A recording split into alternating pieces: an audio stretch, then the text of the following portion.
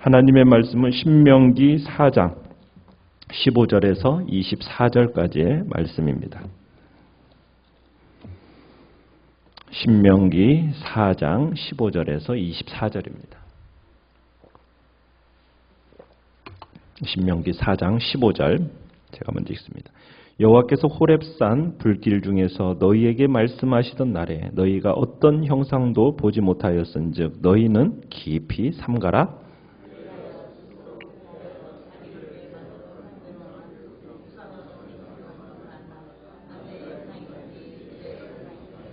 땅 위에 있는 어떤 짐승의 형상이든지 하늘을 나는 날개 가진 어떤 새의 형상이든지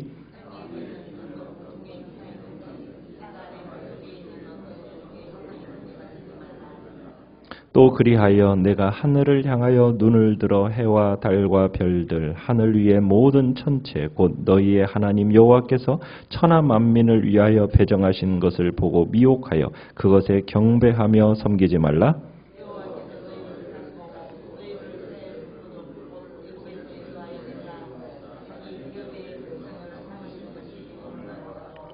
여호와께서 너희로 말미암아 내게 진노하사 내게 요단을 건너지 못하며 내 하나님 여호와께서 내게 기업으로 주신 그 아름다운 땅에 들어가지 못하게 하리라고 맹세하셨은즉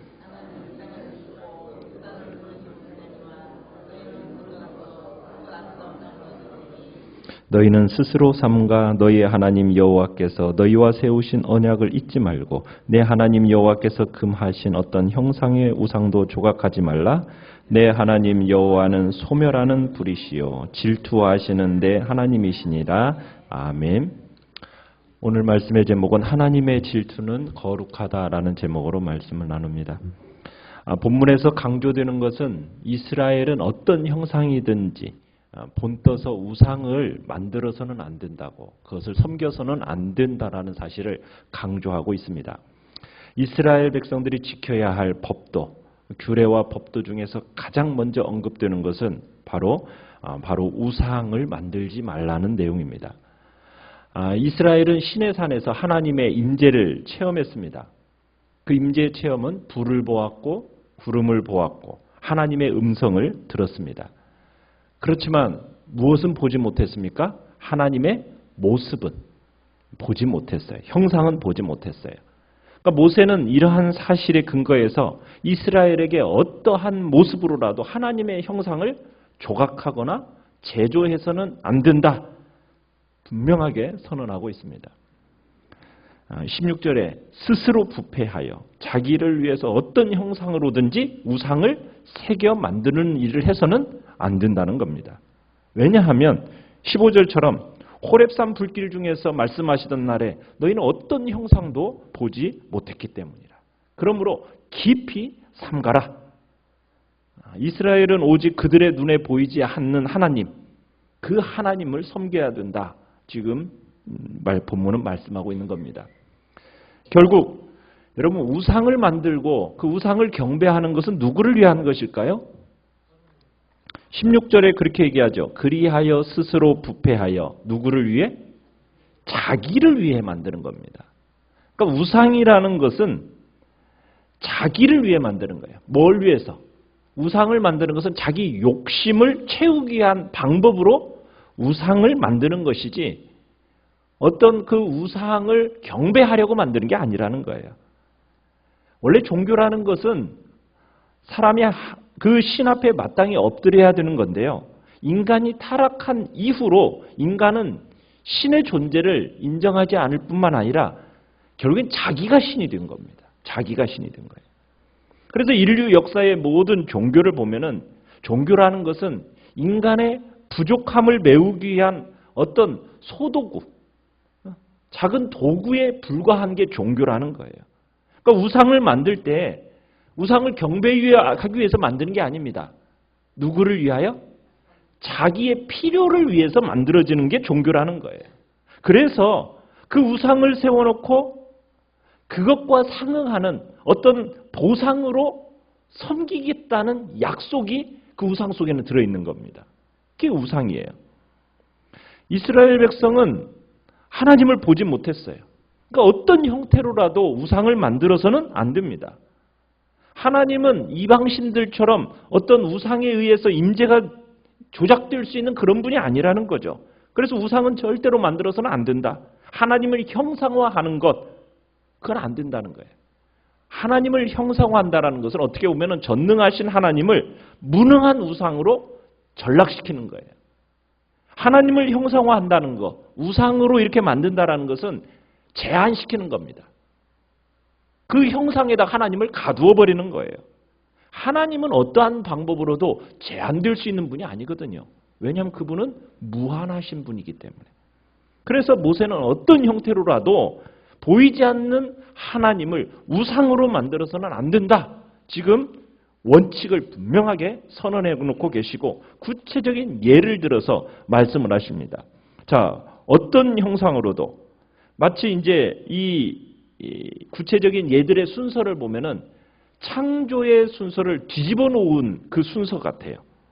그죠? 처음에는 하나님이 남자와 여자는 언제 만드셨습니까? 제일 마지막에 만드셨잖아요. 그런데 여기서 시작되는 게 남자와 여자의 형상으로든지 또 땅 위에 있는 어떤 짐승의 형상이나 하늘을 나는 새의 형상이나 땅 위에 기어다니는 짐승의 형상이나 물속에 있는 물고기의 어떤 형상이나 또 해, 달, 별과 같은 천체 이런 것으로 우상을 만들어서는 안 된다. 이런 형상이 언급되는 이유가 뭘까요? 사람들이 우상을 만들 때는 자기를 위해서, 자기의 필요를 위해서 형상화한다는 거예요. 목축업을 하는 사람은 양이 우상입니다. 농경사회에서는 소가 우상이 돼요. 현대사회에서는 뭐가 우상이 되었을까요? 그죠. 돈이 우상이 돼요. 왜? 돈을 위해서라면 못할 것이 없다라는 거예요. 우상을 섬기지 마라. 이것은 단지 우상에 대한 경배 차원의 문제가 아니라는 거예요. 우상 같은 신앙은 결정은 자신이 하고 자신에게 필요로 하는 그 하나님께로부터 그 능력만 빼오겠다는 거예요. 능력만. 하나님에 대한 경배가 아니라 그 내게 필요한 뭘만 빼오겠다고. 능력만 하나님께로부터 빼오겠다라는 그런 식의 신앙이 우상 숭배의 신앙입니다. 여러분 그런 식으로 하나님 앞에 가서는 안 돼요. 우리가 믿어야 할 신앙은 어떤 신앙입니까? 내가 주인이 돼서는 안 돼요. 누가 주인이 돼야 돼요? 하나님이 주인이십니다. 명령은 누가 하는 겁니까? 하나님이 우리에게 명령하시는 것이에요. 결정은 누가 하는 거예요? 하나님이 모든 것을 결정하시는 겁니다. 내가 주인이 되어서 내가 명령하고 내가 결정하는 게 아니에요. 하나님이 결정자라는 거예요. 그래서 우리의 신앙의 초점은 우리의 필요한 것, 우리의 목표 내가 정하지 않습니다. 누가 정하는 거예요? 하나님이 정하시는 거예요. 이걸 두고두고 배워나가는 것이 신앙입니다. 내가 어떤 사람이 될 건가? 이거 누가 정하시고 그것을 위해서 누가 훈련시켜 나가십니까? 하나님이 나를 어떻게 훈련시키시고 어떤 식으로 그 과정을 만드실지 우리는 알아요, 몰라요? 우리는 몰라요. 하나님이 그렇게 만들어 가시는 거예요. 그래서 욥은 이런 고백을 했잖아요. 내가 가는 길을 오직 그가 하시나니 그가 나를 단련하신 후에는 내가 순금같이 나오리라. 여러분 이 고백만이 우리에게 있을 뿐입니다. 하나님의 생각이 우리보다 높으시기 때문에 하나님은 우리보다도 의로우시고 선하시고 자비하시기 때문에 우리가 하나님 왜 이렇게 하세요? 여러분 우리가 그렇게 이제 당하는 과정 속에서는 고달퍼서 그런 비명을 지를 수는 있겠죠. 그렇지만 신앙이 고귀해진다는 것은 무엇입니까? 그 모든 일에 하나님의 인도하심에 대해서 항복하는 거예요. 우리는 하나님 앞에 항복하는 겁니다. 신앙이라는 건 그런 거예요. 나의 전 인생과 나의 전 인격과 나의 전 존재를 하나님 앞에 항복하는 겁니다. 이게 신앙이에요. 지금 이스라엘 백성들에게 요구되는 것은 그거예요. 그러면서 저들이 하나님이 어떤 분이신지 너희들은 봤기 때문에 그 하나님 앞에 철저하게 순종으로 나아가라는 거예요. 그분의 명령에, 그분의 결정에, 그분이 나의 주인 되심을 인정하고 그분 앞에 철저하게 항복하고 순종의 길로 나아가는 것이 신앙이지. 자신을 위해서 내가 스스로 뭔가를 만들고 뭔가를 어떤 다른 우상을 통해서 어떤 능력을 빼내려고 하는 그건 자기를 위한 것이요. 자기 욕심을 위한 거라는 거예요. 그건 신앙이 아니요. 우상 숭배라는 거예요.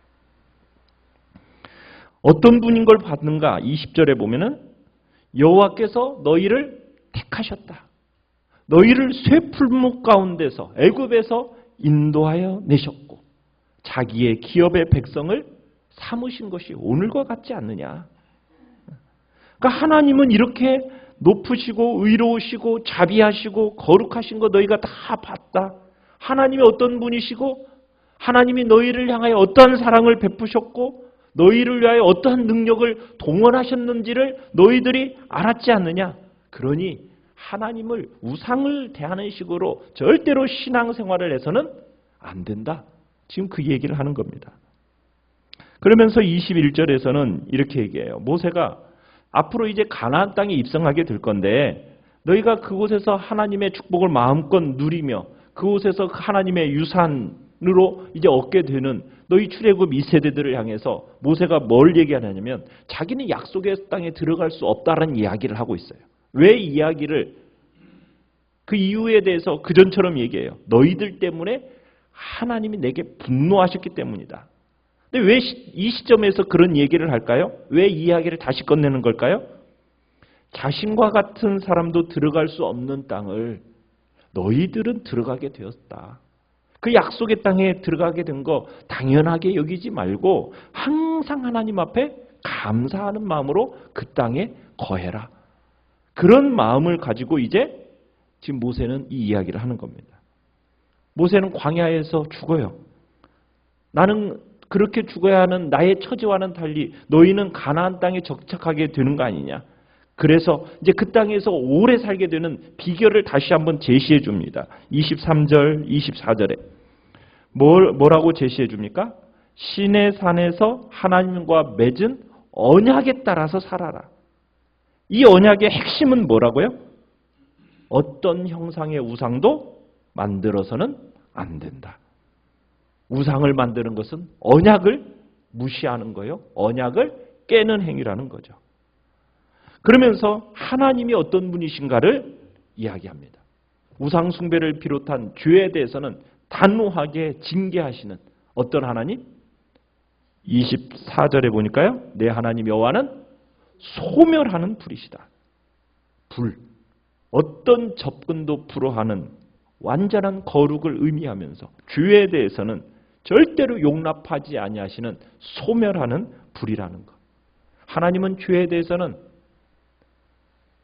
거부하시고 진노하시는 심판자이심을 보여주고 계세요.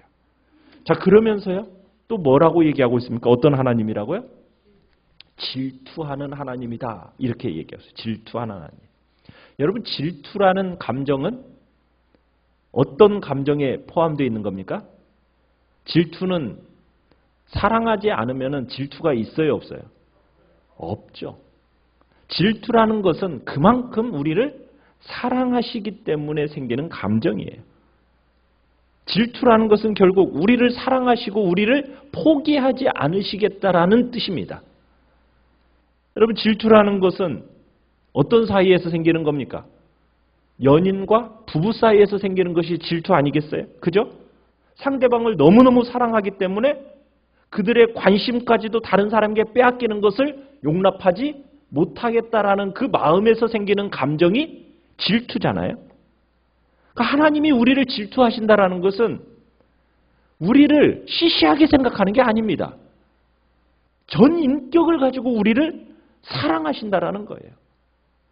너희들이 나를 향한 그 사랑, 나에 대한 관심이 다른 데로 돌려지는 것을 하나님은 용납하지 못하시겠다라는 거예요. 내가 그만큼 너희들을 사랑하니 너희도 나를 그만큼 사랑할 것을 지금 요구하고 계시는 겁니다. 만약 하나님이 우리를 인간들을 시시하게 여겨서 일찌감치 포기해버렸다면 여러분 오히려 더 간단할 수가 있어요. 그렇지 않겠습니까? 사랑하지 않고 소중하게 여기지 않겠다면 그냥 포기하면 끝나는 거예요. 그런데 하나님이 죄에 대해서는 진노하시고 그러면서도 다른 한편으로는 정말 인간을 너무너무 사랑하시는 그 하나님, 그 한 사람도 잊지 아니하시고 모두 기억하시면서 절대 포기하지 아니하시는 그 사랑을 우리가 어디에서 느끼는 겁니까? 질투라는 이 말 속에서 느끼는 거예요. 너무너무 우리를 사랑하셔서 절대로 포기하지 않으신다고, 잊지 않으신다고, 절대로 그냥 내버려 두지 않으신다고. 그래서 죄를 짓고 나면은 그냥 내버려 둘 수도 있잖아요. 근데 절대로 내버려 두지 않으세요. 반드시 하나님은 그 죄에 대해서 징계하시는 거예요. 범죄한 우리를 벌하시는 것은 어떻게 보면 하나님의 사랑의 표현인 거예요. 침묵, 오히려 침묵하시고 우리를 내버려 두신다? 무관심의 표현일 수가 있어요. 그것은 더 무섭고 우리가 더 서운해야 할 일인 거죠. 그래서 우리가 하나님 앞에 뭔가 잘못하고 죄를 지었다면 곧바로 어떤 징계가 왔다? 그건 진짜 감사하고 감사해야 할 일인 거예요. 왜? 그만큼 나를 사랑하시는구나. 나에 대한 관심이 지극하시구나. 우리가 그것에 감사하고 감격하면서 나를 향한 그 질투의 마음으로 사랑하시는 그 하나님을 여러분 우리는 느끼고 그 하나님께 대한 그 사랑의 표현을 우리는 해나가야 되는 겁니다. 절대로 뭘 만들지 말라고요? 우상을 만들지 마라. 나는 질투하는 하나님이다. 세상 누구 하나님만큼 나를 사랑해 줄 사람 없습니다. 하나님만큼 내가 신뢰할 대상 없습니다. 우리는 하나님보다도 더 사랑하고 더 의지했던 것이 있다면 우리 이 시간 다 내려놓아야 됩니다.